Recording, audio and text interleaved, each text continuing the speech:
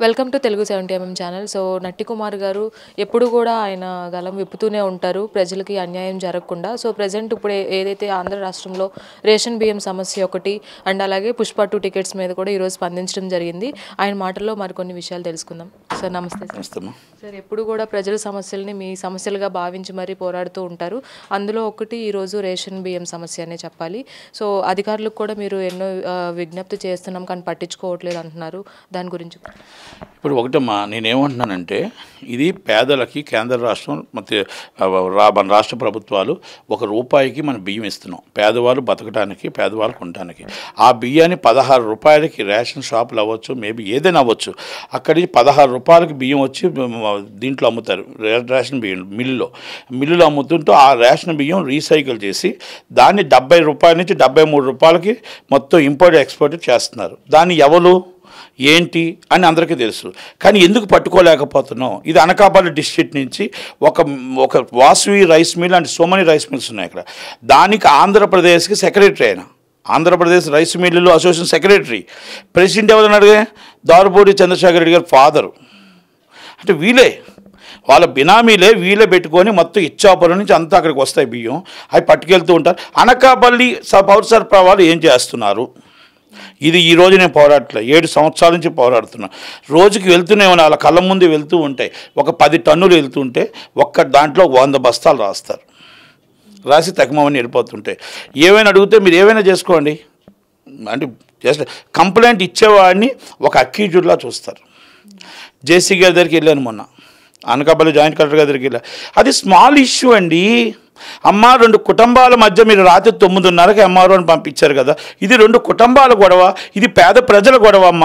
పేద ప్రజల బియ్యం దళారులు తీసుకుని కొన్ని 100 కోట్లు దోచుకుంటున్నారు తల్లి అని అడిగా. నేను పర్స్యూ చేస్తానండి అంటే 4 నెలలు అయింది, 5 నెలలు అయింది. ఆ మిల్లు జాటికి కూడా వెళ్ళరు. ఎందుకంటే మనం ఎవరైనా వెళ్తామనంటే ముందే కంప్లైంట్ ఇస్తారు, వాళ్ళు ముందే చెప్పేస్తారు ఓనర్కి. పోలీస్ డిపార్ట్మెంట్ అంతే ఉంది, వాళ్ళకి ఎన్నింటికి నెలమామూలు వెళ్తున్నాయి. మరి జేసీ గారు ఎందుకు పట్టించుకోవట్లేదు? ఎందుకంటే అది వైసీపీ మిల్లేనా? దారుపూడి చంద్రశేఖర్ రెడ్డి గారు మిమ్మల్ని ఏమైనా అంటారనా? మిమ్మల్ని వేసింది ఎవరు? ఆ వైసీపీ గవర్నమెంట్లో ఉన్న వాళ్ళే ఉన్నారు అక్కడ, ఎవరు లేరు బయట వాళ్ళు. వైసీపీ గవర్నమెంట్ 2 సంవత్సరాల క్రితం ఎవరున్నారో వాళ్ళే ఉన్నారు. మరి టీడీపీ గవర్నమెంట్ ఏం చేస్తుంది? మరి వాళ్ళు గత పాలకులు చేసినట్టే మనము చేస్తే ఈరోజు పవన్ కళ్యాణ్ గారు మాట్లాడిన మాటలు నిన్నటివి, మరి వాళ్ళు పట్టుకొని వాళ్ళకే ఎస్పీ లేడు అక్కడ. మన డిఎస్ఓ చూసాం మన మాటలు. మరి ఈ లెవెల్ ఇలా అనకాపల్లి కోసం మళ్ళీ పవన్ కళ్యాణ్ గారు రావాలా? మరి అనకాపల్లి కోసం మళ్ళీ లోకేష్ గారు రావాలా? మీరందరూ ఎందుకు జాబులు? IPS and IAS and group 1 and group 2 మీరందరూ ఎందుకున్నారు? మీరందరూ ఎందుకు పట్టించుకోవట్లేదు? ఎందుకు మీరు అరెస్ట్ చేయట్లేదు?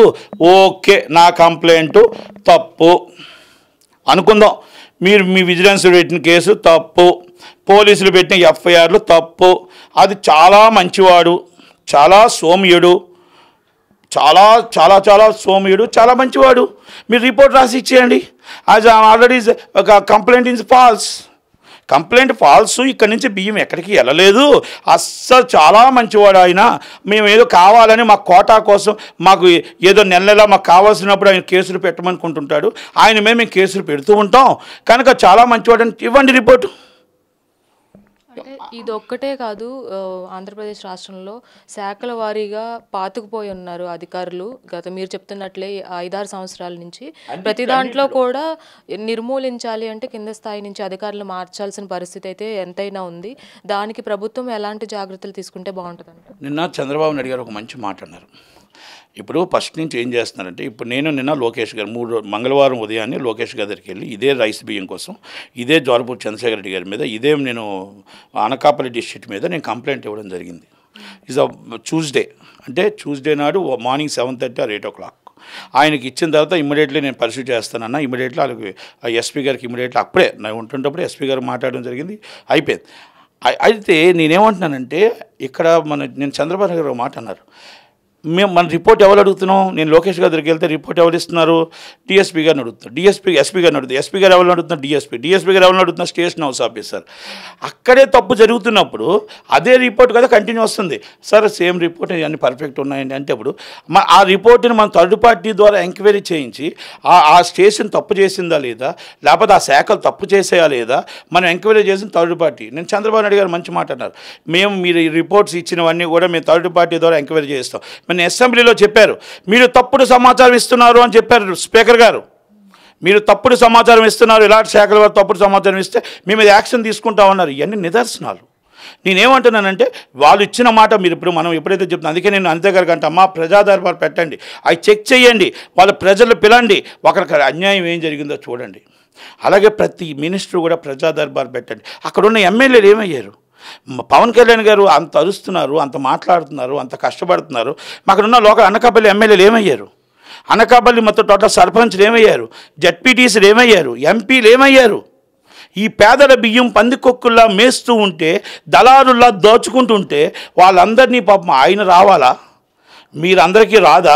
మీరు వెళ్ళి కలెక్టర్ ఆఫీస్లో కూర్చోలేరా? మీరు వెళ్ళి రైస్ మిల్ అప్పుడు కూర్చొని రైస్ మిల్ మీద అరెస్ట్ చేయించలేరా? ఎందుకు భయపడుతున్నారు? కింద స్థాయిలో వైసీపీ జగన్మోహన్ రెడ్డి గారికి భయపడుతున్నారు. కింద స్థాయిలో జగన్మోహన్ రెడ్డి గారు అవ్వ నడుస్తుంది. కింద స్థాయిలో మొత్తం టోటల్గా ఎమ్మెల్యేలతో కూడా కలిసి కుమ్మక్క అయిపోయారు. ఇది వాస్తవం. ఇది ఒక్కటే కదా, ఎక్స్చేంజ్లో బెల్ట్ షాపులు రన్ అవుతున్నాయి, వైసీపీ వాళ్ళు ఒకటైపోయారు. ఈ రెండు కింద స్థాయిలో రెండు ఒకటయ్యారు. కనుక దాన్ని ఎలా ప్రక్షాళన చేయాలి, ఏ విధంగా పట్టుకోవాలి? ఇప్పుడు నేను కంప్లైంట్ ఇచ్చిన వాడిని నన్ను వెక్స్ చేస్తే ఇక వేయడం మానేస్తారు. పెద్ద స్థాయిలో కూడా స్కాములు బయటకు వస్తూ ఉన్నాయి. ఇప్పుడు మొన్న రీసెంట్గా జగన్ గారి స్కామ్ కూడా. సో ఇవన్నీ ఒక కొలిక్కి రావటం లేదు, ఎందుకంటే బయటకు వస్తున్నాయి కానీ దానికి యాక్షన్ అనేది పర్ఫెక్ట్గా తీసుకోవడం లేదు. ఎందుకంటారు? 5 సంవత్సరాల తర్వాత మళ్ళీ వీళ్ళు వెళ్ళిపోతారు, వాళ్ళు వస్తారు, వాళ్ళు వెళ్ళిపోతారు, వీళ్ళు వస్తారు. ఇది అన్నీ కూడా మరుగున పడిపోతుంది. పేద ప్రజలు ఇబ్బంది పడుతున్నారు, కష్టపడుతున్నారు. నేనేమంటానంటే మీ వల్ల కాకపోతే ఈ రూపాయి బియ్యం తీసేయండి, కొన్ని వేల కోట్లు మిగులుతుంది. కేంద్ర రాష్ట్రం చెప్పండి, ఏమండి ఇది వద్దండి, ఇక్కడ స్కాములు జరుగుతున్నాయి, అది తీసేసి చేయండి. దీంట్లో జగన్మోహన్ రెడ్డి గారు ఎందుకు వెనకలేరు? ఈ బియ్యంలో, రేషన్ బియ్యంలో ఒక ద్వారపూడి చంద్రశేఖర రెడ్డి గారు ఉన్నారా? జగన్మోహన్ రెడ్డి గారు లేరా? ఇంకెవరు లేరా? అంటే ఇంకెవరికి సంబంధం లేదా? ఎంక్వైరీ చేయండి, ఎంక్వైరీ చేసి దాన్ని పట్టుకోండి. లేదు అంటే ఈ బియ్యాన్ని మొత్తం టోటల్ క్యాన్సిల్ చేసి ఆ కొన్ని వేల కోట్లు వేరే స్కీమ్కి ఇవ్వండి. ట్యాక్స్ కట్టిన వాళ్ళందరూ బాధపడుతున్నారు. మీకు మొత్తం టోటల్ పబ్లిక్ సొమ్ము ట్యాక్స్ కడుతుంటే ఇలాగ మొత్తం దళారుల దగ్గరికి వెళ్ళిపోతుంటే డబ్బు చాలా కన్నీళ్ళు పడుతున్నాయి. మిడిల్ క్లాస్ వాళ్ళు రోడ్డు మీద పడుతున్నారు, మిడిల్ క్లాస్ వాళ్ళు ఫుడ్ ఉండట్లేదు, మిడిల్ క్లాస్ వాళ్ళు సిలిండర్ మీద రూపాయి తగ్గించండి, ఇలాంటివి తీసేయండి. 100 రూపాయలు తగ్గించండి సిలిండర్ మీద, ఒక పప్పు మీద 10 రూపాయలు తగ్గించండి.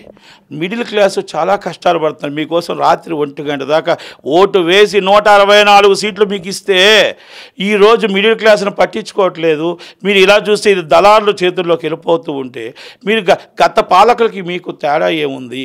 ఈ మొత్తం టోటల్గా నేను ఒక్కటి అడుగుతున్నా, మనం మా కులం వాళ్ళని ఎమ్మెల్యే చెప్పడం, ఆ సీఎల్ని అవ్వచ్చు, లేకపోతే ఇంకో డిపార్ట్మెంట్ అవ్వచ్చు, కులం ప్రతిపాదన కాదు. Is the worthable, is not worthable. Worthable ఉన్న వాళ్ళు వచ్చి వీఆర్లో పెడుతున్నారు, వర్తబుల్ లేని వాళ్ళు వచ్చి బాగా ఇక్కడికి వచ్చి తీసుకొచ్చి ఎమ్మెల్యే ఏమైనా ఎమ్మెల్యే చెప్పండి. ఎమ్మెల్యే ఎందుకంటే ఎమ్మెల్యే లెటర్తో వచ్చాడు, ఎమ్మెల్యే లెటర్తో వచ్చాడు. లోకేష్ గారా ఎవరండి మాకు తెలియదే, మాకు ఎమ్మెల్యే గారు చెప్పమానండి. చంద్రబాబు గారా మాకు ఎమ్మెల్యే గారు చెప్పమానండి. పవన్ కళ్యాణ్ గారా మాకు ఎమ్మెల్యే గారు చెప్పమానండి. మీరు ఎమ్మెల్యే గారు చెప్తే మేమేమైనా చేస్తాం. ఎందుకంటే బాస్ ఈజ్ ఎమ్మెల్యే ఉండొచ్చు, నిజాయితీకి నిజంగా వర్క్ చేయడానికి ఎమ్మెల్యే ఉండొచ్చు, పరిశుద్ధి చేయడానికి ఎమ్మెల్యే ఉండొచ్చు. అంతేగాని తప్పుడు సమాచారం జరుగుతున్నప్పుడు మీరు ఎమ్మెల్యే ఏం చేస్తున్నాడు? అక్కడ ఎమ్మెల్యే మొత్తం టోటల్గా రేషన్ బియ్యం తరలి వెళ్తుంటే ఏం చేస్తున్నాడు? ఈ కాకినాడలో ఉన్న బియ్యం అనకాపల్లి డిస్ట్రిక్ట్ నుంచి ఎంతమంది దగ్గర నుంచి వెళ్ళింది ఎంక్వైరీ తేలాలి. ఎన్ని వందల టన్నులు వెళ్ళింది అక్కడి నుంచి. దాంట్లో రేషన్ బియ్యం సైకిల్లో ఎంత ఉంది, ఈ మిల్లులో నుంచి ఎంత వెళ్ళింది, ఈ మిల్లులో నుంచి ఎంత వెళ్ళింది, ఈ అనకాపల్లి డిస్ట్రిక్ట్ ఎంత వెళ్ళింది, ఇచ్చాపురం నుంచి ఎంత వెళ్ళింది, విజయనగరం నుంచి ఎంత వెళ్ళింది, ఇవన్నీ తీయమనండి. అంత దొంగలు బయటపడతారు. మళ్ళీ దాన్ని మాఫ్ అయిపోద్ది, మళ్ళీ దాన్ని అంత సైలెంట్ అయిపోద్ది. మరి సైలెంట్ అయినప్పుడు దోషులు ఎందుకు తిరుగుతారు? నేనేమన్నా దోషులు ఎందుకు తిరుగుతారు? వాళ్ళని ఎందుకు మనం అరెస్ట్ చేయలేకపోతున్నాం? ఒక కేసు పెడితే, 2 కేసులు పెడితే, 3 కేసులు ఫైన్, 4వ కేసు రౌడీ షీట్ ఎందుకు ఓపెన్ చేయట్లే? ఎందుకు ఆ సీజ్ చేయలేకపోతున్నాం మిల్లుని? ఎందుకు స్మగ్లింగ్ చేసేవాడు అలవాటు పడుతున్నాడు, మనం రెగ్యులర్గా వాడికి సపోర్ట్ చేస్తూ వస్తున్నాం. వాడి ఫైన్ వాడు ఏమనుకుంటున్నాడంటే నాకు 1,00,000 ఫైన్ వేస్తారు, నేను నెలకు 2 కోట్లు సంపాదిస్తున్నప్పుడు నా మహా అయితే 2 లక్షలు, మా అమ్మోళ్ళకి 20, నాకు 1,80,00,000 మిగులుతుందిగా. ఓకే, నన్ను అరెస్ట్ చేశారు, 3 రోజుల్లో బెయిలు, వచ్చేస్తా. అది కాదు కదా. ఒక్కడు తప్పు చేస్తే ఎదుటివాడు భయపడాలా? మిల్లు సీజ్ చేసి రౌడీ షీట్ ఓపెన్ చేసి పీడీ యాక్ట్ కింద లోన్ వేయండి. ఇంకో మిల్లోడి తప్పు చేస్తాడా? ఇంకో రైస్ మిల్లు తప్పు జరుగుతుందా? మరి దాని మీద సీరియస్గా యాక్షన్ తీసుకోవాలని లోకేష్ గారికి, పవన్ కళ్యాణ్ గారికి, చంద్రబాబు గారికి రిక్వెస్ట్ చేస్తున్నాను. Thank you very much. So చూశారు కదా, ఆంధ్రప్రదేశ్ రాష్ట్రంలో ముఖ్యంగా ఇబ్బంది పడుతుంది మధ్య తరగతి ప్రజలు మాత్రమే. ఎందుకంటే ప్రతి శాఖలో కూడా వైసీపీ హయాంలో ఉన్న అధికారులు పాతుకుపోయి ఉన్నారు. స్కామ్లు అనేవి ఎక్కువగా బయటపడుతూనే ఉన్నాయి. గత ప్రభుత్వానికి ఈ ప్రభుత్వానికి తేడా తెలియాలంటే వెంటనే యాక్షన్ తీసుకొని ఈ రేషన్ బియ్యం స్మగ్లింగ్ ఏదైతే ఉందో దాని వెనక ఎవరున్నారు, ఎవరెవరు హస్తం ఉంది, ఎమ్మెల్యేలు ఎందుకు సపోర్ట్ చేస్తున్నారు, అధికారుల వరకు అంటే పెద్ద స్థాయి అధికారులు పవన్ కళ్యాణ్ గారు కావచ్చు, అలాగే లోకేష్ గారు కావచ్చు, ఇలాంటి అధికారుల వద్దకు ఎందుకు ఇలాంటి సమస్యలని తీసుకురానికుండా చేస్తున్నారు? ఈ మధ్యలో ఉన్న వాళ్ళందరి మీద యాక్షన్ తీసుకొని ఇదొక సమస్యని నిర్మూలిస్తే ప్రజలు సంతోషంగా ఉంటారు. ఒకవేళ నిర్మూలించలేకపోతే ఆ పథకాన్ని తీసేస్తే ఇంకొక పథకం రూపంలో ప్రజలకి ఆదుకున్న వారు కూడా అవుతారు అని నట్టికుమార్ గారు చెప్తున్నారు. కెమెరా పర్సన్ అష్రఫ్తో రాణి, తెలుగు 70mm, హైదరాబాద్.